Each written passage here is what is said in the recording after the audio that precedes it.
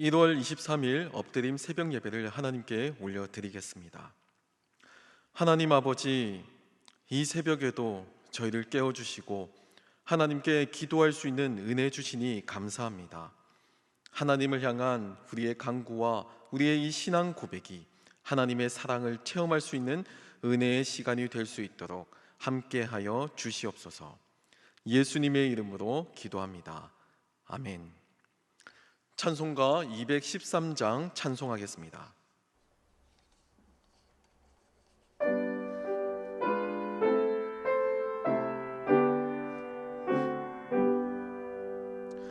나의 생명 드리니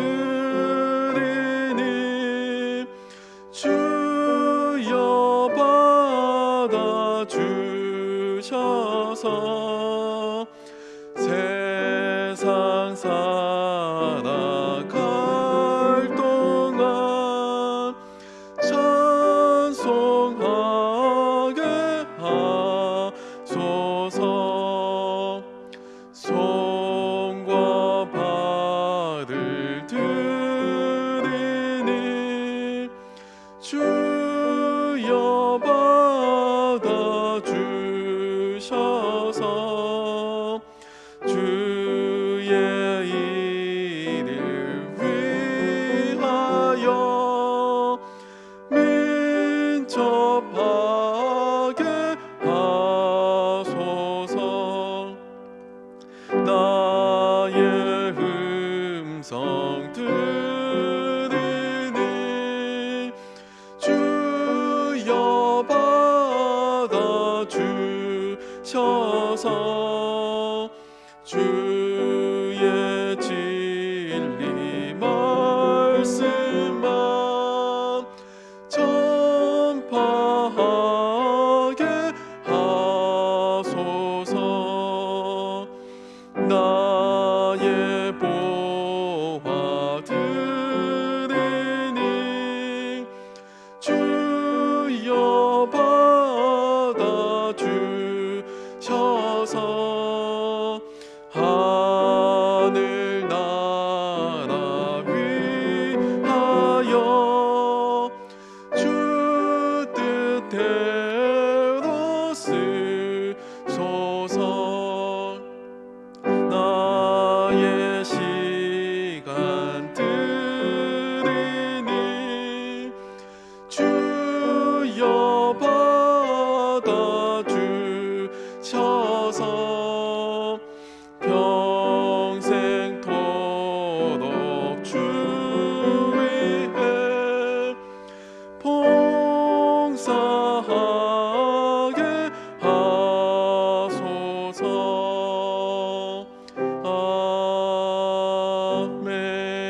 아멘. 오늘 우리에게 주시는 하나님 말씀은 사무엘상 1장 19절로 28절 말씀입니다. 구약 409쪽, 생명의 삶은 126쪽에서 129쪽입니다. 이제 하나님의 말씀을 봉독합니다. 그들이 아침에 일찍이 일어나 여호와 앞에 경배하고 돌아가 라마의 자기 집에 이르니라. 엘가나가 그의 아내 한나와 동침함에 여호와께서 그를 생각하신지라. 한나가 임신하고 때가 이름에 아들을 낳아 사무엘이라 이름하였으니 이는 내가 여호와께 그를 구하였다 함이더라. 그 사람 엘가나와 그의 온 집이 여호와께 매년제와 서원제를 드리러 올라갈 때에 오직 한나는 올라가지 아니하고 그의 남편에게 이르되 아이를 젖대거든 내가 그를 데리고 가서 여호와 앞에 뵙게 하고 거기에 영원히 있게 하리이다 하니 그의 남편 엘가나가 그에게 이르되 그대의 소견에 좋은 대로 하여 그를 젖대기까지 기다리라. 오직 여호와께서 그의 말씀대로 이루시기를 원하노라 하니라. 이에 그 여자가 그의 아들을 양육하며 그가 젖대기까지 기다리다가 젖을 뗀 후에 그를 데리고 올라갈새 숫소 3마리와 밀가루 1에바와 포도주 1가죽 부대를 가지고 실로 여호와의 집에 나아갔는데 아이가 어리더라. 그들이 숫소를 잡고 아이를 데리고 엘리에게 가서 한나가 이르되 내 주여 당신의 사심으로 맹세하나이다.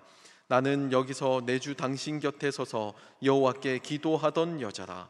이 아이를 위하여 내가 기도하였더니 내가 구하여 기도한 바를 여호와께서 내게 허락하신지라. 그러므로 나도 그를 여호와께 드리되 그의 평생을 여호와께 드리나이다 하고 그가 거기서 여호와께 경배하니라. 이 말씀은 살아계신 하나님의 말씀입니다. 아멘. 방송인 백종원 씨가 등장하는 TV 프로그램 가운데 아주 유명했던 골목 식당이라고 하는 프로그램이 있었습니다. 이 방송은 영업이 잘 되지 않는 식당을 찾아가서 그 문제점을 분석하고 솔루션까지 제공하는 형식으로 이루어져 있습니다. 그러니까 기업에 알맞는 컨설팅을 해주는 그런 포맷을 가지고 있죠. 영업이 잘 되지 않는 그 식당들마다의 이유는 천차만별이었는데요. 맛은 좋지만 위치가 좋지 않다거나, 아니면 맛은 좋은데도 불구하고 가격이 지나치게 비싸다거나, 아니면 애초에 그냥 식당으로서 맛이 없어서, 맛이 별로여서 문제인 곳도 있었습니다. 이 프로그램의 가장 중요한 포인트는 두 가지가 있는데요. 이것이 다 이 솔루션과 관련이 되어 있습니다. 백종원 씨가 나서서 영업이 잘 되지 않는 식당을 분석하고 그 해결책을 제시하는데, 먼저는 이 솔루션을 식당 주인이 먼저 그 내용을 납득하고 받아들여야만 한다는 겁니다. 신기하게도요, 문제가 있어서 도와달라고 요청한 것은 식당 주인이었습니다. 식당 주인이 우리가 너무 장사가 안 되니까 전문가의 도움을 받고 싶어서 우리 식당에 뭐가 문제인지를 좀 알아달라고, 그래서 어떻게 해결할 수 있을지 그 내용을 컨설팅을 맡긴 것이 바로 식당 주인의 요청이었어요. 하지만 문제는요, 이렇게 분석을 하고 전문가가 솔루션까지 제시를 하는 데에도 불구하고 이 식당을 운영하시는 상당수의 주인은 이 솔루션을 받아들이지 못했습니다. 식당 주인이 가지고 있는 고집 때문이었죠. 이 부분이 설득이 되면 식당은 금방 영업이 잘 될 수 있습니다. 하지만 실제로 자신의 문제점, 자신이 그동안 해왔던 실수를 인정하고 받아들이는 주인은 이 프로그램을 보면 굉장히 드뭅니다. 또 하나의 중요한 포인트가 있는데요, 당장은 시키는 대로 그 전문가의 솔루션을 바꾸었다고 해도, 그 솔루션대로 바꾸었다고 해도 이것을 계속 유지할 수 있느냐에 대한 문제입니다. 당장은 급하니까 이제 TV에서 방송도 나가고 그러니까 솔루션대로 바꾸긴 했지만 막상 해보니까 낯선 겁니다. 그리고 귀찮기도 하고, 그러니까 그동안 해왔던 대로 다시 재료 손질부터 음식을 만드는 과정과 손님을 응대하는 그 모든 과정을 내게 익숙한 과정으로 다시 복귀하더라는 겁니다. 다시 예전으로 돌아가게 되는 거예요. 그래서 당장은 이 솔루션이 성공해도 6개월 뒤나 1년 후에 중간 점검을 기습적으로 해보면 결국 예전처럼 돌아간 식당이 안타깝지만 대부분이었습니다. 아니, 그럴 거면 뭐하러 솔루션을 요청했느냐는 거예요. 결국 이 골목 식당의 성공 가능성은 이 솔루션 여부, 이 솔루션을 받아들이고 이것을 유지할 수 있느냐가 관건인 셈입니다. 사실 인간의 마음과도 같이 이렇게 간사한 것이 없습니다. 화장실을 들어갈 때와 또 화장실에서 나올 때의 마음이 다른 것이 인간의 본성이죠. 당장 내가 급할 때는 여기저기 무엇이든지 하겠다라고 하는 그 절박한 마음을 가지고 아주 절박하게 매달리지만, 어느 정도 그 어려운 상황이 해결되면, 나아지면 언제 그랬냐는 듯이 달라지기도 합니다. 연애를 할 때는요, 이 형제가 자매에게 손에 물 하나 묻히지 않겠다고, 하늘에 있는 별도 따다 주겠다고 막 그렇게 달콤한 말을 하기도 합니다. 당장은 사랑을 얻어야 하니까요. 하지만 막상 결혼을 하고 나면 달라지는 형제의 모습에 자매들이 실망을 하기도 하죠. 새해가 되면 성경을 일독하겠다 다짐을 하기도 하고요, 새벽 기도를 드리겠다 이렇게 작정하기도 합니다. 하지만 현실은요, 작심삼일에 그치기도 합니다. 사실 이런 문제는 다른 사람들의 이야기가 아니고 바로 저와 여러분의, 우리들의 이야기입니다. 특히 하나님 앞에서의 우리의 모습을 살펴보면 이와 동일한 것을 발견할 수 있죠. 어려운 상황에서 간절한 기도 제목을 가지고 새벽을 깨우면서 하나님께 읍수하고 기도하다가 하나님께서 기적적으로 도와주셔서 그 어려움에서 벗어나게 되면 하나님과 더 친밀해지고 더더욱 기도가 깊어져야만 합니다. 그렇게 보이죠. 그게 맞는 것이고 그게 당연한 사람들의 생각입니다. 하지만 실제로는요, 이상하게도 기도가 응답이 되고 어려운 상황에서 벗어나게 되면 이상하게도 신앙을 잃는 경우가 종종, 아니 자주 발생합니다. 이게 아이러니예요. 실제로 기도 응답을 받고 삶이 평안하고 또 풍족해지면 오히려 기도 생활과 멀어지기도 합니다. 간절함이 사라지니까, 하나님께 매달리던 그 간절한 소망이 사라지니까 모든 것이 귀찮아지기 시작한 거예요. 처음에 그 간절한 마음은 잃어버리고 다시 예전의 생활로 복귀하게 되는 겁니다. 기도하지 않아도 살 수 있다고, 내 힘과 내 능력을 가지고도 충분히 살아갈 수 있다고 어느새 다시 교훈을 잊어버리고 착각하며 살게 되는 거예요. 그러다가 다시 어려움이 닥치면 기도의 자리에 나올지 몰라도 어렵지 않으면, 상황이 다시 어렵지 않으면 결코 하나님 앞에서 무릎을 꿇는다는 것이 쉽지 않습니다. 하나님의 은혜를 입는 큰 축복을 경험해도 이것을 기억하고 이전과 동일하게 신앙생활을 하는 것은 쉬운 일이 아니라는 거예요. 하지만 오늘 본문에 나오는 여인 한나는 달랐습니다. 초심, 하나님 앞에서 간절하게 기도하던 그 초심을 잃지 않고 이전과 동일하게 신앙생활을 계속 이어나가죠. 그냥 이게 대충 보면 마음 결단하면 누구나 쉽게 할 수 있는 것 같습니다. 하지만 실제로 상상해 보면 이게 아주 어려운 일이라는 것을 충분히 알 수 있을 겁니다. 한나는 아이가 없어서 어려움을 겪다가 그 간절한 마음을 가지고 하나님께 기도했습니다. 그리고 하나님께서 응답을 주셔서 아들 사무엘을 허락받은 거죠. 이 말은 단순하게 기도 응답을 받은 것 그 정도가 아니고 여인이 아이를 낳았다는 뜻입니다. 아이가 생긴다는 말은요, 내가 그동안 살아왔던 삶의 모든 것이 달라진다는 것을 의미합니다. 삶 전체가 통째로 달라지는 것을 의미하죠. 보통 일이 아닙니다. 아이를 먹이고 또 아이를 입히고 씻기고 재우고, 지금도 힘들고 어려워서 출산하는 일, 이 모든 게 어려워서 출산율 자체가 낮잖아요. 심지어 한나가 살던 이 시기 고대 근동사회에서 육아라고 하는 이 분야는 여성이 도맡아 하는 일이었습니다. 완전히 대놓고 독박 육아를 하는 셈이에요. 잠도 제대로 자지 못하죠. 늘 피곤하죠. 예민한 시기를 보내야만 했을 겁니다. 하지만 한나는 사무엘을 보면서 자신의 기도에 응답하신 하나님의 은혜를 늘 기억했고요, 결코 이 하나님의 은혜를 잊지 않았습니다. 바쁜 일상과 또 정신없는 상황 가운데에서도 자신에게 은혜를 주신 하나님을 여전히 잊지 않고 기억한 겁니다. 이 평범한 기억이, 이 평범한 감사가 결코 쉬운 것이 아닙니다. 한 해를 살아가면서 여러 번 하나님께 응답도 받고 또 하나님의 기적적인 도움을 받아도 연말만 되면, 그동안 너무 바쁘게 살다 보니까 연말만 되면 그 감사의 내용, 너무 바쁜 일상에 치여서 생각도 잘 나지 않고 그런 게 우리의 일상이라는 겁니다. 정신없이 살아가면서 하나님의 도움을 받았던 그 기억이, 그 평범한 기억조차도 지워지는 게 우리들의 삶이라는 거예요. 너무 바쁘다는 핑계 때문에, 다른 일에 너무 정신없다는 핑계 때문에 하나님을 묵상하는 것조차 쉽지 않습니다.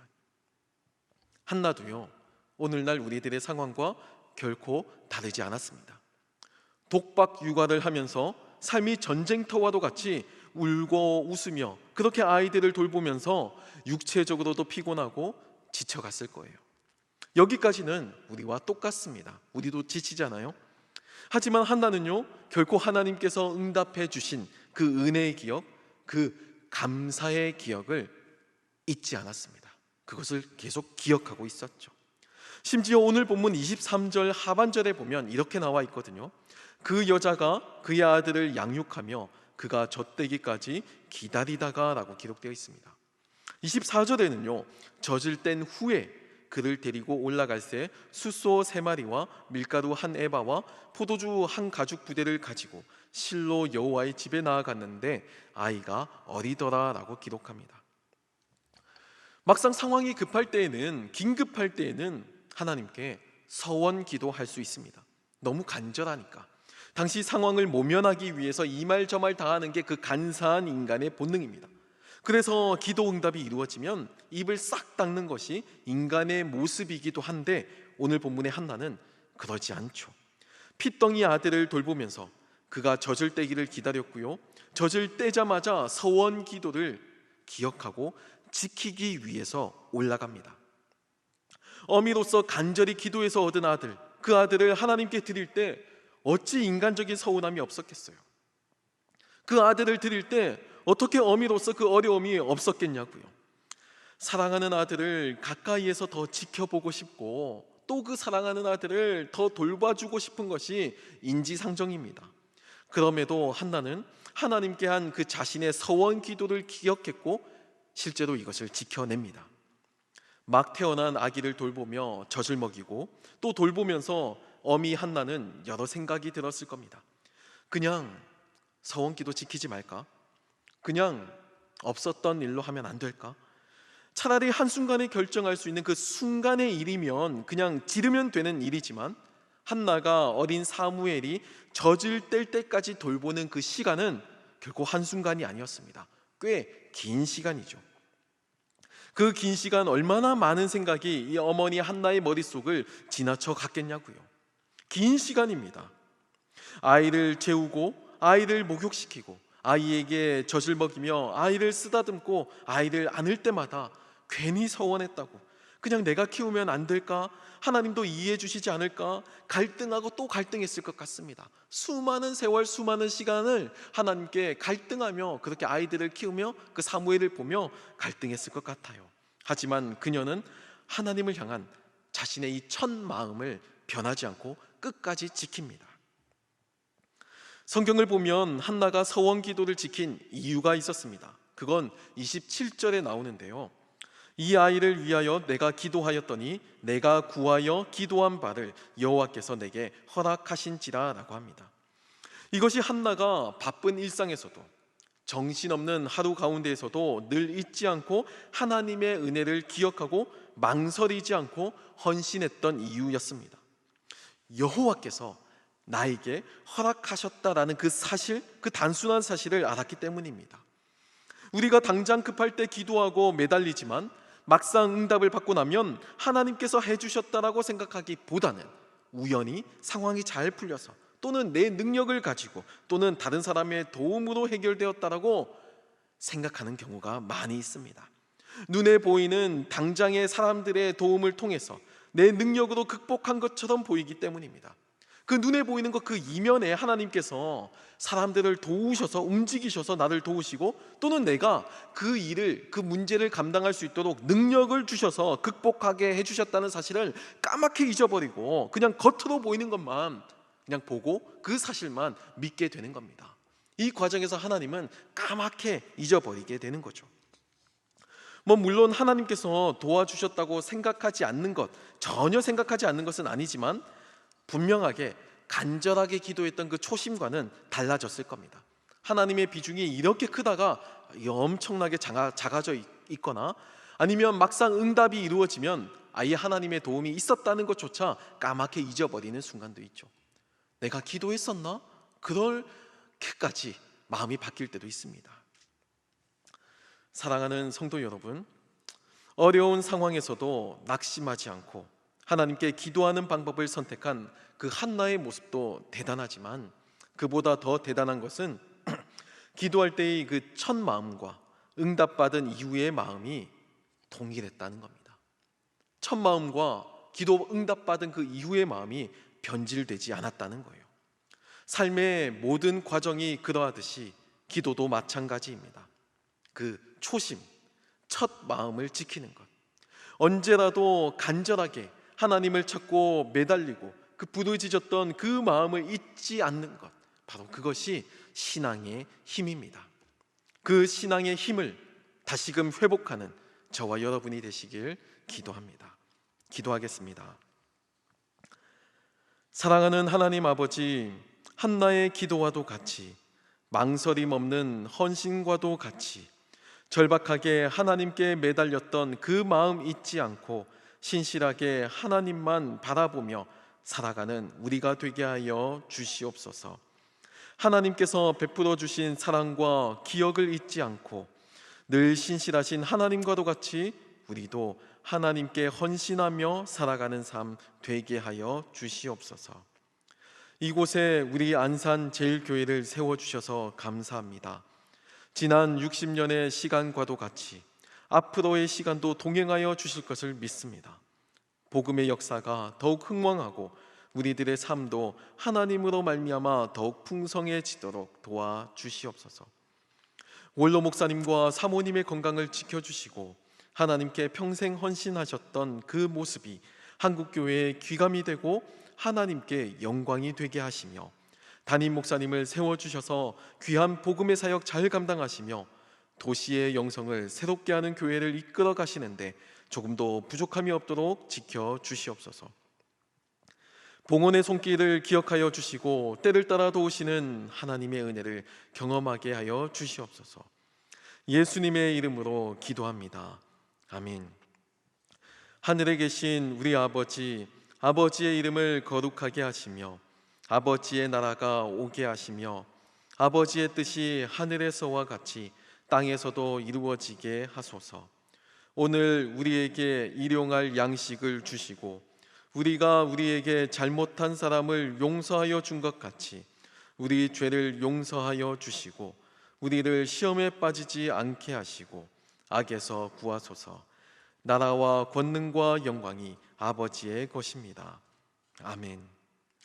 이 시간 기도하실 때 나라와 민족, 교회를 위해 그리고 오늘 말씀을 놓고 계속해서 기도의 자리로 나아갑니다.